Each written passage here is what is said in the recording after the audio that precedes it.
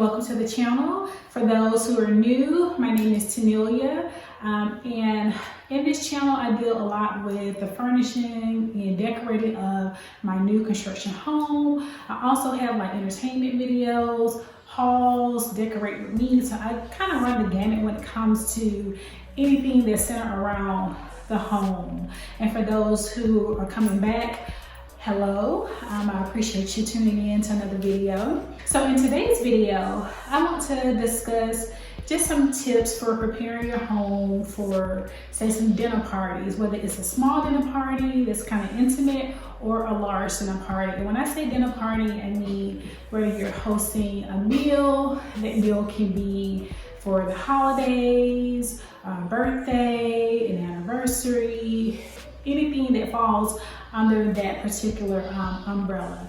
So I have about 10 to 11 tips that I want to share with you all today. So let's go ahead and hop right into this list that I have created for you all. So the first thing that's on this list is to pick a date. You have to come up with a date. You have to look at your calendar. You have to look at your spouse's calendar, your children's calendar, your family's calendar. Not necessarily literally look at the calendar, but have an idea in mind there are going to be any conflicting dates. So for example, if you want to plan something that's coming up on a Saturday, but you know that your children may have some kind of event, maybe they have a soccer game, a baseball game, and that game may not end until 6 o'clock, but you also want to have your dinner party at 7. I would say that would probably be a no-go, because you want to make sure that you have ample time to get yourself, your meal, your house, all of these things prepared for that particular dinner party or whatever that event that you're hosting at your home. So you want to give yourself plenty of time. So number one is to look at a date, confirm a date, pick a date, whatever works best for you, that's the date that you should go with.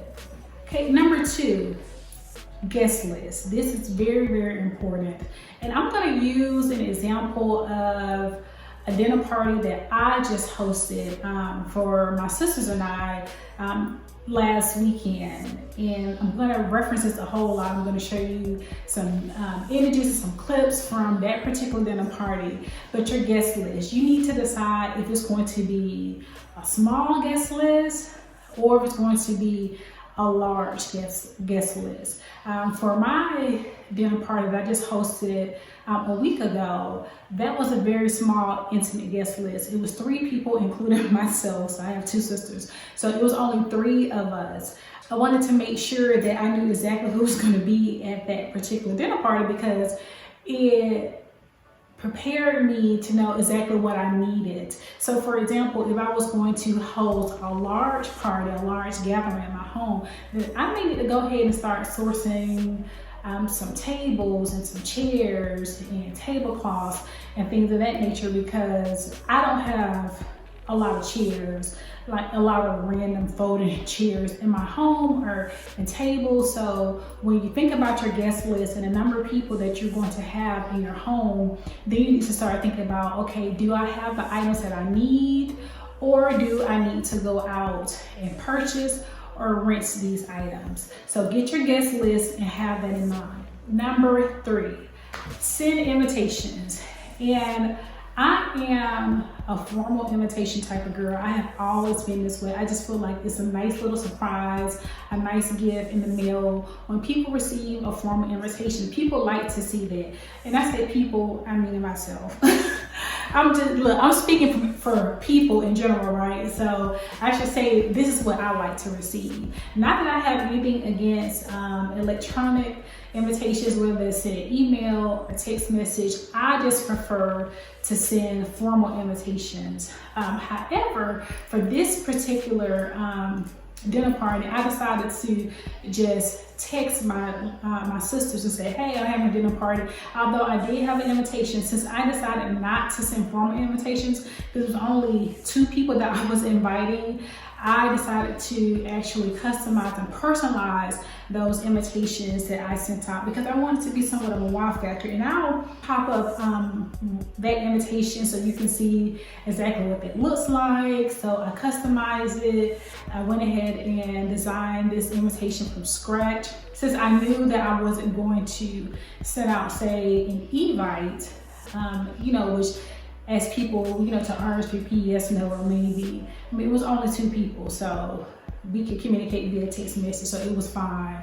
But your invitation, so you want to decide if you are going to send formal invitations like in the mail. So if you are, you need to get addresses from everyone, or if you're going to text those invitations to people, or if you're going to email. If you're going to email, you need to make sure that you have everyone's email address or their phone number so you can send those things out to them. Number four is planning your menu. What are you going to have on the menu for this particular event at your home? And probably most importantly is food restrictions. You want to contact your guests and ask them, hey, do you have any food restrictions? If it's going to be like a smaller, intimate party like I had last weekend, you want to definitely, just reach out to people individually, because I know I have one sister that doesn't eat pork and she doesn't eat a certain type of fish. So I wanted to make sure that I kind of avoid those things on the menu. But if it's going to be something that's on a larger scale, you may not have to contact people individually. You can just make sure that you have things that are on the menu that will accommodate the masses, vegetarians, vegans, pescatarians, people that don't eat pork, people that don't eat beef. Just make sure that you have something that can satisfy all the palates. So definitely want to make sure that you plan your menu accordingly.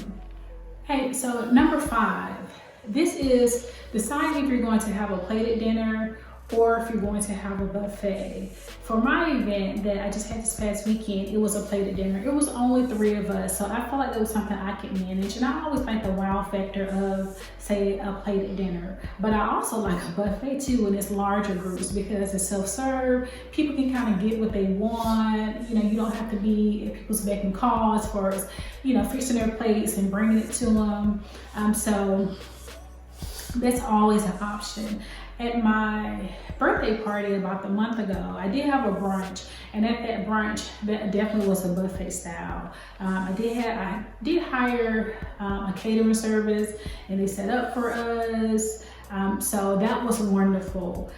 So I think when it's a larger crowd, buffet is probably most economical, and it's easier and not as time consuming as a plated dinner, because I can just imagine, because I think at that brunch I had maybe about 40 people. Trying to plate 40 plates, that would have took forever, and it probably would have been just a little bit too much asking people, what would you like, what would you not like. So I think when you have like a larger crowd, a buffet is probably better. But for my event that I had with just 3 people, including myself, a plated dinner was definitely manageable for me, and I was able to kind of pull that off.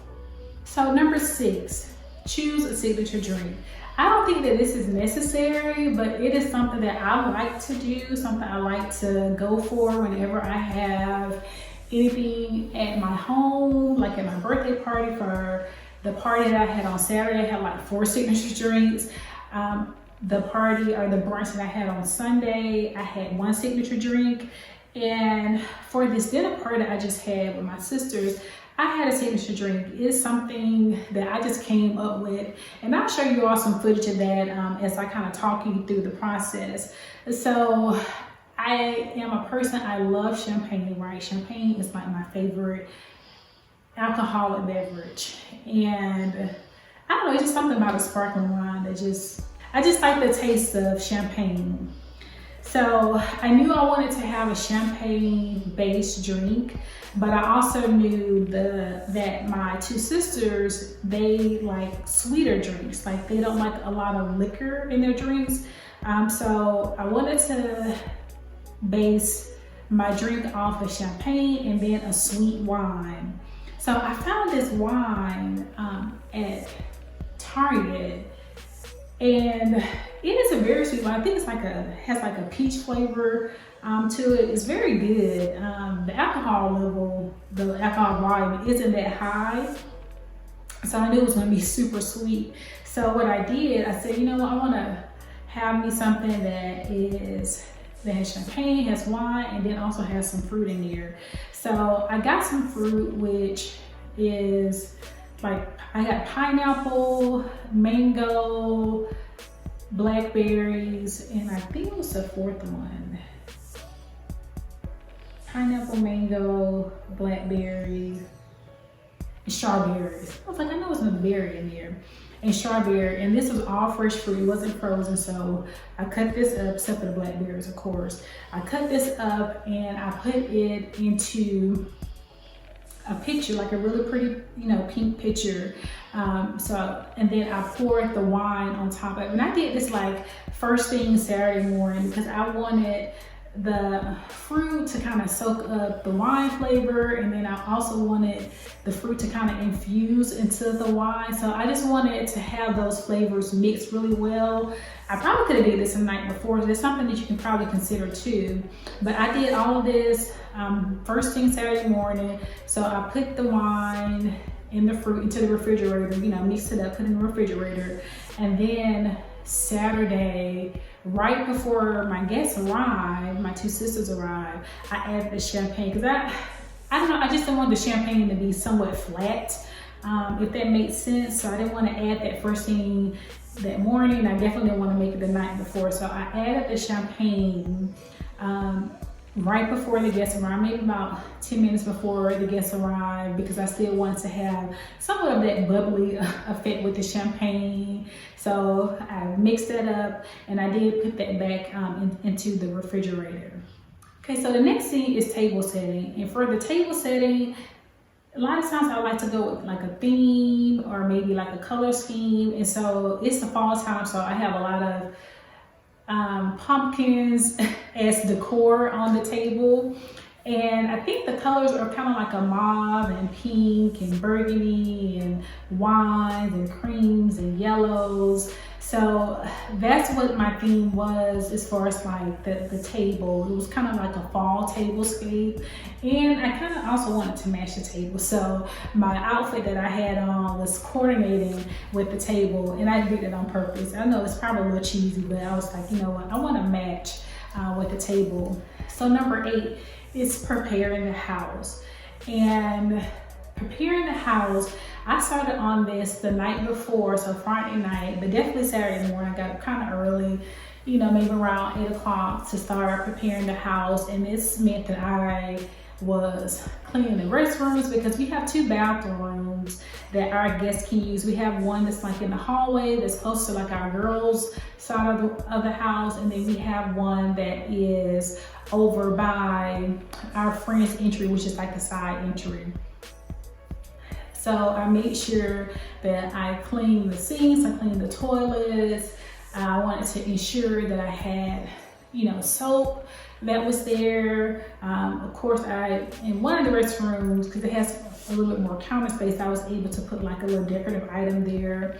I was also able, not also able to, but I needed to, necessity was to ensure that I had napkins or paper towels rather, for everyone to dry their hands when they were done washing their hands. So you'll see that I'm just making sure that the restrooms are clean and fresh.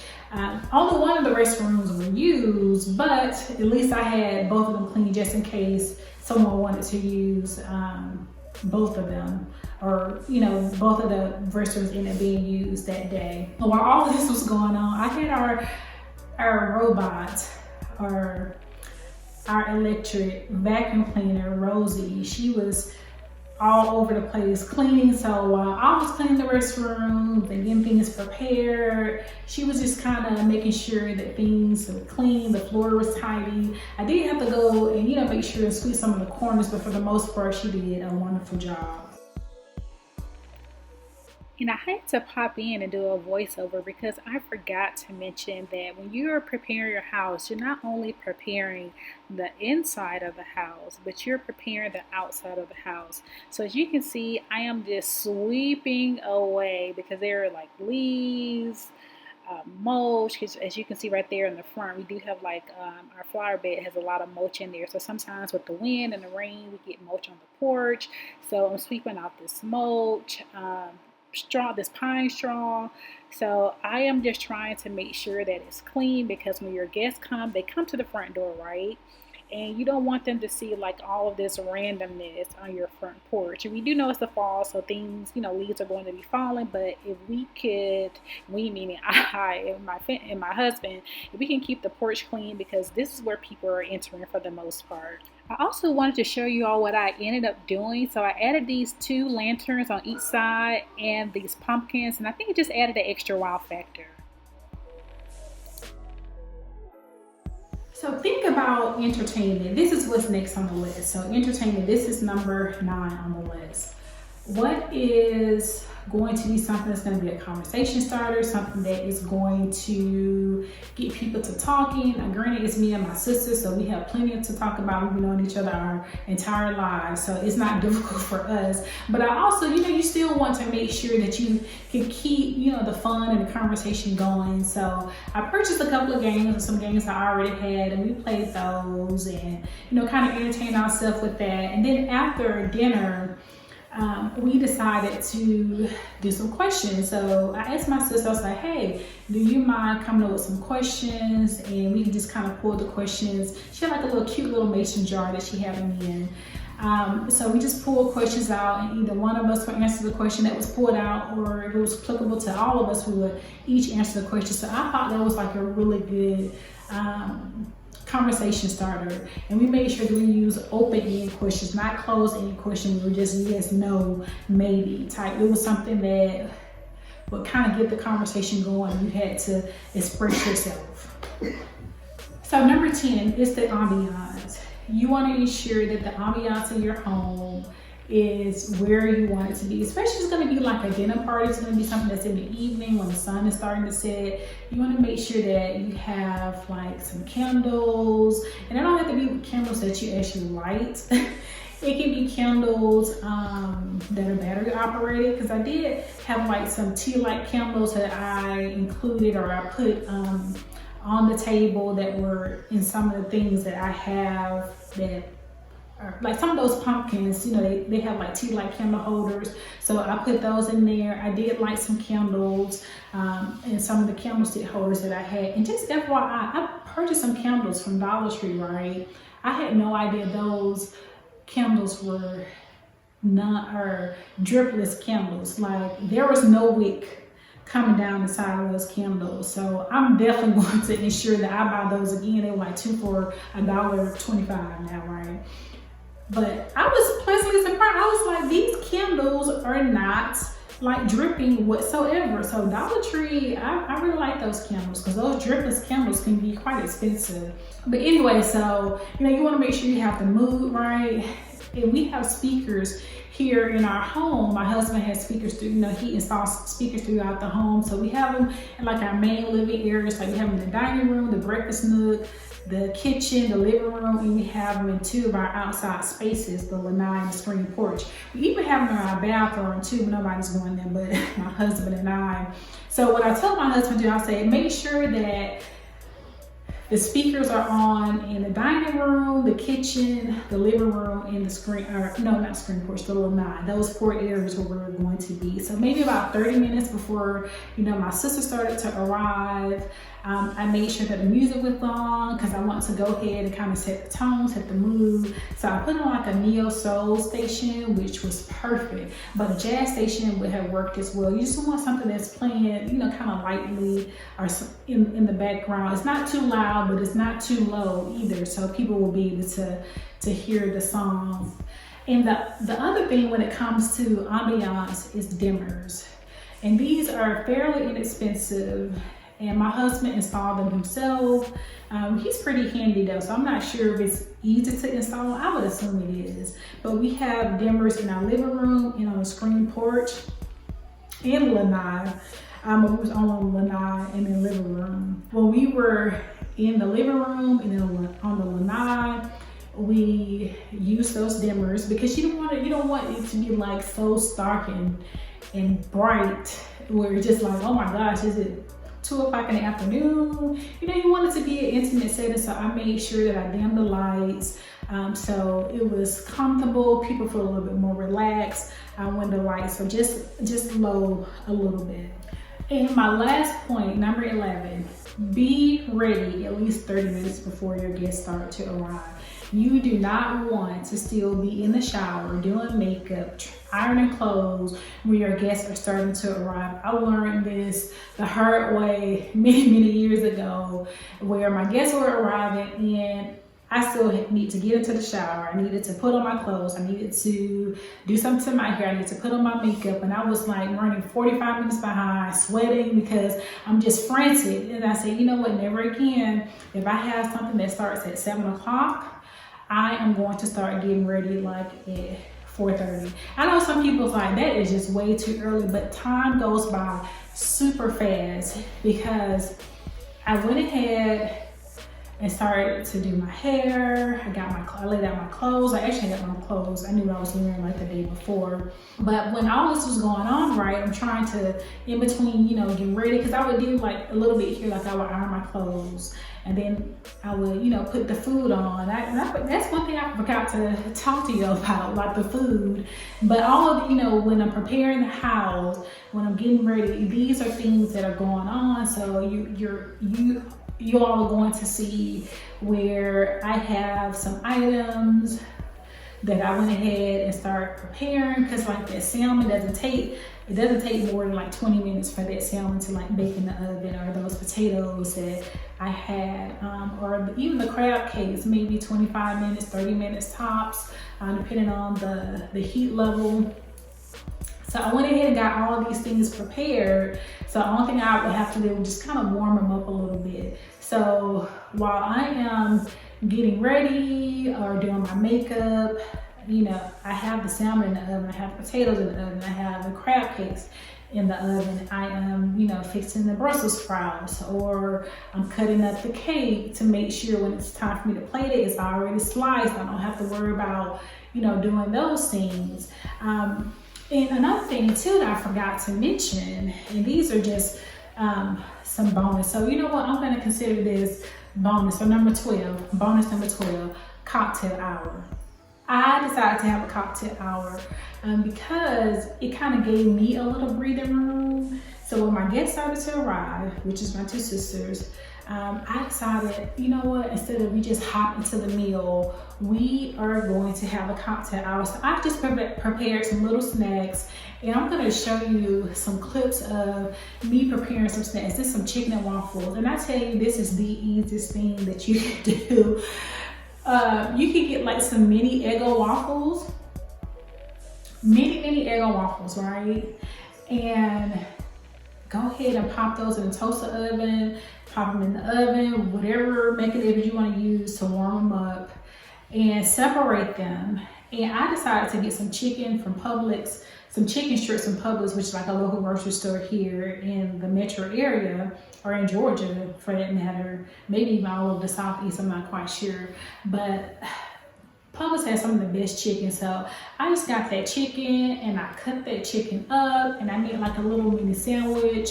So I stuck a toothpick in there, made that sandwich, as I said, stuck a toothpick in there, and that was my chicken and waffles. And I had like a little bowl with a spoon with some syrup, so my sisters can put the syrup on there. Also, in some little bowls, I put some popcorn in there. So I had like a cheddar popcorn, and then I had a caramel popcorn. So I mixed those two together, something like a Chicago mix, right? And you know, we just had those 2 items. I was thinking about doing some spinach dip, and I was like, it may be too much for me. So I didn't do the spinach dip. So I just did the popcorn and the chicken and waffles. And you know, we had these little appetizer plates or salad plates. And I also fixed them some beverages. So I texted them earlier that day. I said, hey, you know, do you all like any sodas in particular? Because we had plenty of sodas left over from our party, so I'm trying to get rid of these sodas. So I went ahead and set up our sodas, you know, some cute little straws. I've had water because I don't really drink soda anymore, but So I set up them 2 sodas and I had water. And while they were eating, I went out and I sat with them for about 10-15 minutes. But while they were conversing, I took their plates that they were finished with and I started to prepare the meal. I started to prepare the first course, and I had 3 courses. I had soup, and then for the second was like the entree, which was the salmon, the crab cake, Brussels sprouts, and potatoes. And then for the third course was some pound cake with whipped cream, ice cream, and then I garnished it with strawberry. But it was wonderful. My sisters, they loved it. They loved the cocktail hour.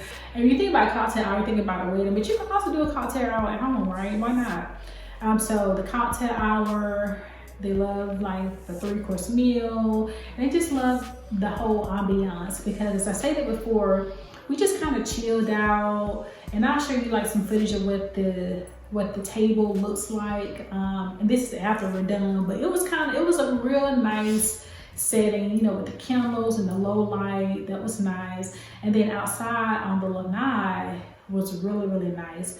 Once we were done with our meal, we kind of went out there to converse just a little bit more, pull out questions and play our games. And we had our blankets because the temperature did drop us a little bit, but it wasn't too cold. It was unbearable. We just need like a little throw. So as you can see, I had it lit up really nice, had the lights down low, with the dimmer, had the music playing with the speakers outside. So it was a whole ride.